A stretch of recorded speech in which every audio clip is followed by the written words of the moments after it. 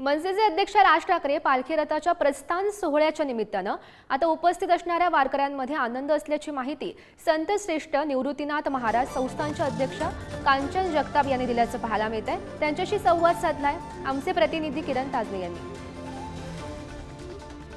2 वाजता त्र्यंबकेश्वर येथून निवृत्तीनाथ महाराजांच्या पालखीचं प्रस्थान होणार आहे।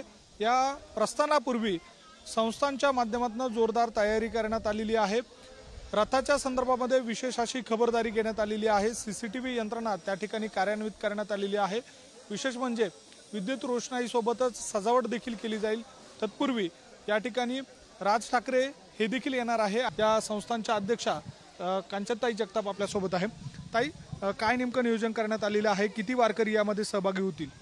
रामकृष्ण हरी, उद्या ठीक दुपारी वाजता प्रस्थान होणार आहेत। तरी सुद्धा खूप जास्तीत जास्त ह्या वर्षी वारकरी वाढण्याची शक्यता आहे। कमीत कमी 30-35 हजार वारकरी या ठिकाणी असणार आहेत। आणखी किती वाढणार आहेत आपण उद्याच्या संख्येवर अवलंबून राहणार आहेत। पण जय्यत अशी तयारी संस्थांतर्फे करण्यात आलेली आहे। वारकऱ्यांचे खूप मोठं सहकार्य आहे। संपूर्ण विश्वस्त मंडळी देखील तयारीला लागलेली आहेत। या ठिकाणी मंडपाचं काम चालू आहे। सीसीटीव्ही कॅमेरे देखील आपण वारकऱ्यांच्या सुरक्षेसाठी देखील या ठिकाणी लावलेले आहेत आणि रथाच्या सुरक्षेसाठी देखील लावलेले आहेत। या रथावर एक वेगळं आहे की आम्ही तक्रार बॉक्स ठेवणार आहोत की ज्याही वारकऱ्याला चालता चालता एखादी कंप्लेंट असेल पण तो विश्वस्तापर्यंत पोहोचू शकत नाही, त्याच्यासाठी तिथे तो तक्रार नोंदणी करू शकतो आणि ती तक्रार आमच्याकडे आल्याच्या नंतर आम्ही नक्कीच त्याच्यामध्ये सुधारणा करण्याचा प्रयत्न करणार आहोत। अशा प्रकारे ही अशी संपूर्ण तयारी झालेली आहे।